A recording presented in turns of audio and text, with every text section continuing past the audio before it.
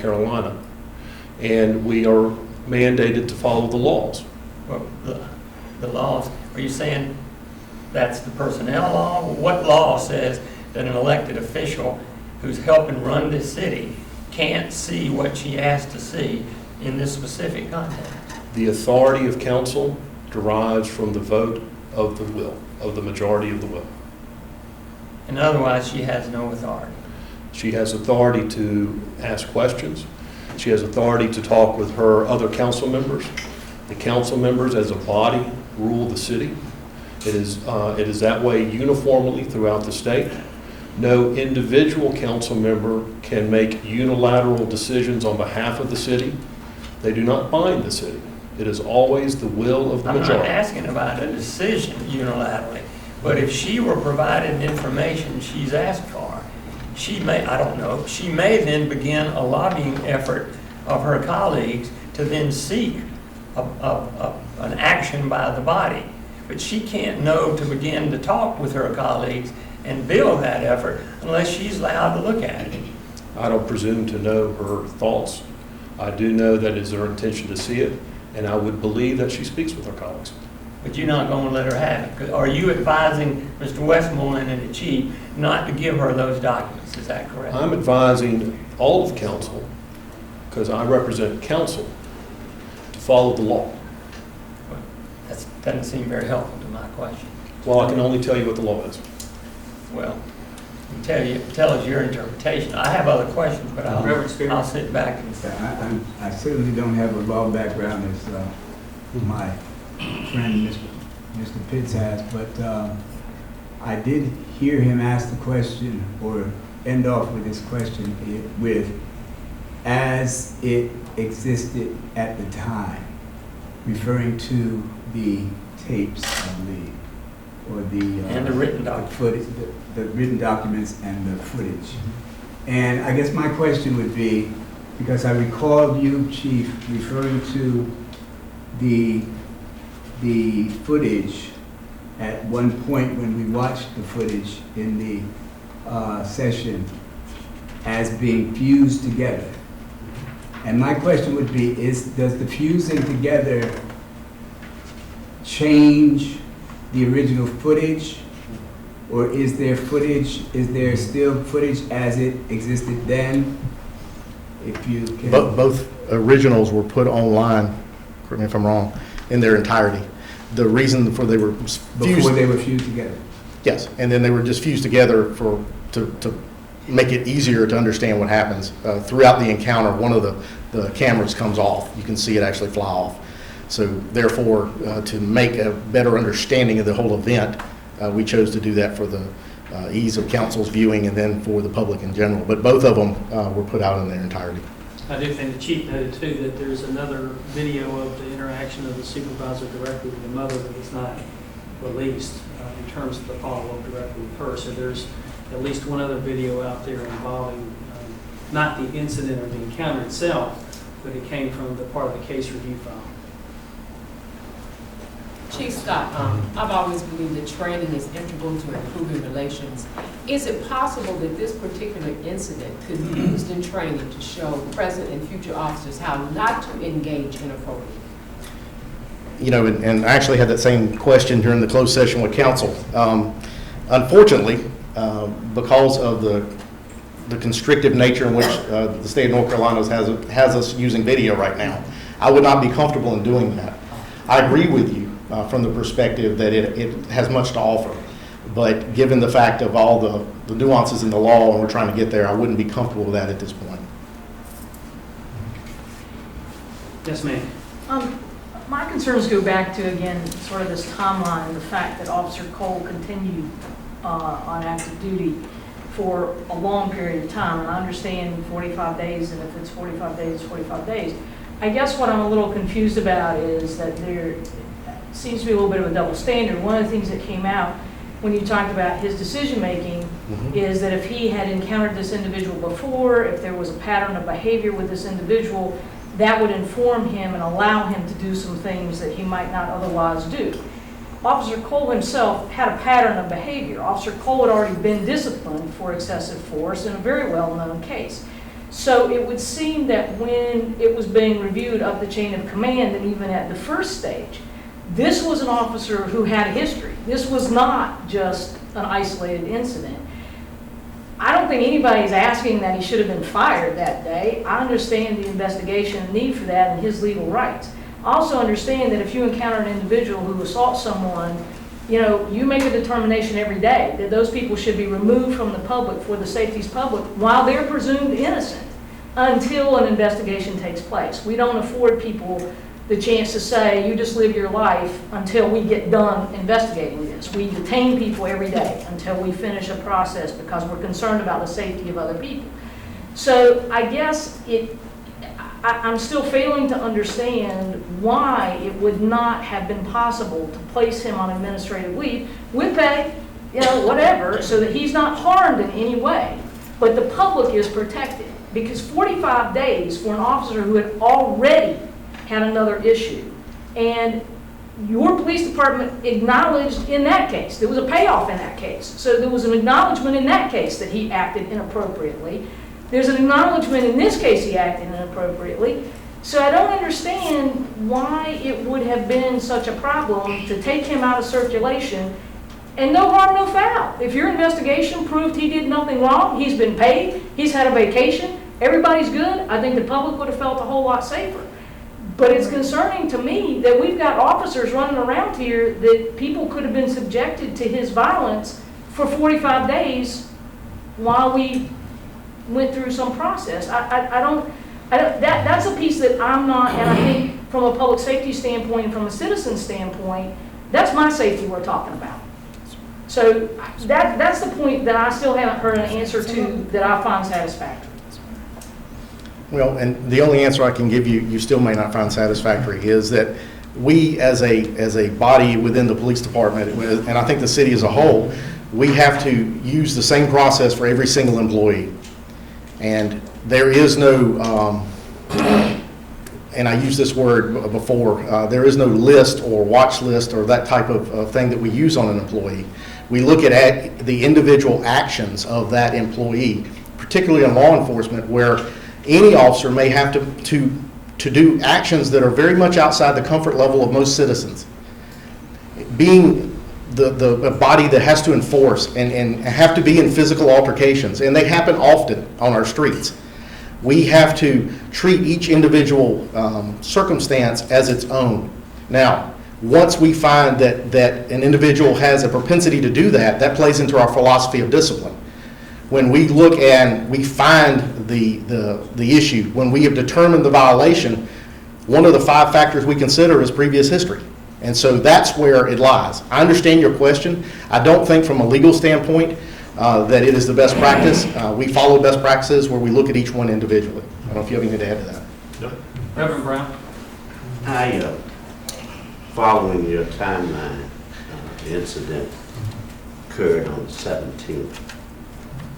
A complaint was filed on July 20th, June 17th, I'm sorry. And I'm interested in knowing what actually causes us to be here. Is that the city council saw the footage and 7 council members, after seeing it, did not take 45 days, 45 minutes, or about 2 hours, because we sit outside. They came out and they agreed that the public could see this, because this did not represent Greensboro, North Carolina. I want to know what officers saw that footage and when they saw it. And there's no way to dismiss or excuse if the council members saw it and were affected. I want to know why. I heard something the other night in council meeting where the police association came to support Officer Cole and Officer Jackson. They came because they saw it through the lens of the police department. And that's one of the things that's troubling in our city, internal affairs, where in fact Captain Cranford was When did he see it? What actions were taken before August the 9th? That little timeline that you put up there, that's nice. That's not answering unanswered questions. What really brought us to this room is how we feel so violated. Maybe others don't feel, but I personally felt psychologically and emotionally violated to see that young man treated. And Officer Jackson said, why don't you act like an adult? What are we, all children? And it does not matter. This is the issue why there is very little trust on the east side with the police department.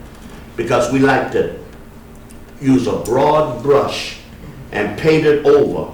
And right now, from what I heard you say at the end of this video, as far as you're concerned, everything has been revealed. Let me tell you, y'all walk out of this room, and I can tell you, the east side is burning. Because we're not going to accept that. That brush that you've been trying to paint, Chief, it ain't going to work. All that stuff, the timeline that you created, that you share with us, we want to know what officer, from the very lowest to all the way up to the chief, saw that video before all this meeting in here. And we're not going to be satisfied. There is a blueprint, a footprint that will tell us everybody that saw that video. And I believe every one of them owe an explanation. I want to know, because you just told me this is what the rule said. This is policing according to the training. Well, the training, it sucks if that's the training. I saw with my eyes, ocular, I saw a young man beaten. That's not the first time. The Scales brothers is another. That's not the only time. One of my deacons, Brother Vine. So this is a recurring theme. And here's the thing. You decided, as a chief, even after seeing this, I don't care what the DA said, office said, that he could keep his credentials. I got 5 minority officers who were fired not for nothing like this, but for being whistleblowers. I only have 1 officer, according to your guidelines. Every officer involved in some kind of misdemeanor or felony has to report to the state training board. Nobody has done it. Right now, our city council, thank God they had enough strength and will to say that they were going to request of the training standard of the state to retake his license. But for as we know, he could be policing right across the street in the sheriff's department because he was allowed to do it. And we keep covering up.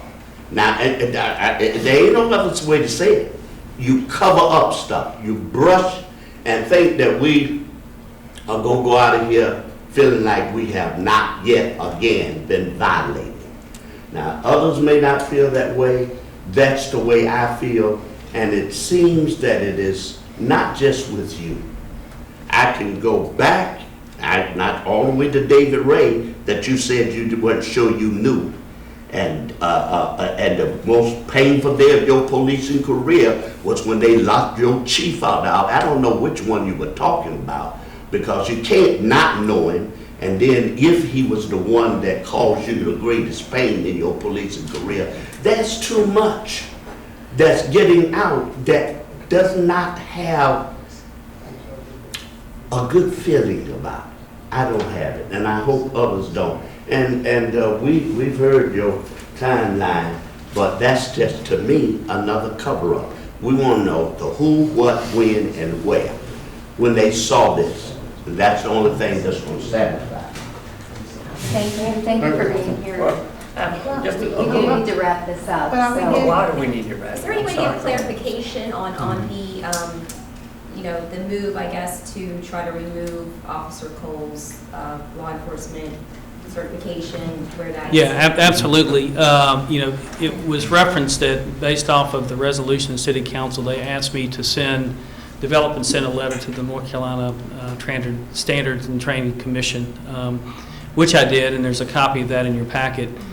So that letter has been processed to them. Effectively, it asks or request of a hearing of that group to revoke the privileges of former Officer Cole, in this case, to serve as a police officer going forward. So I have not the yet state received of a North response. Carolina? State of North Carolina Board of Commission.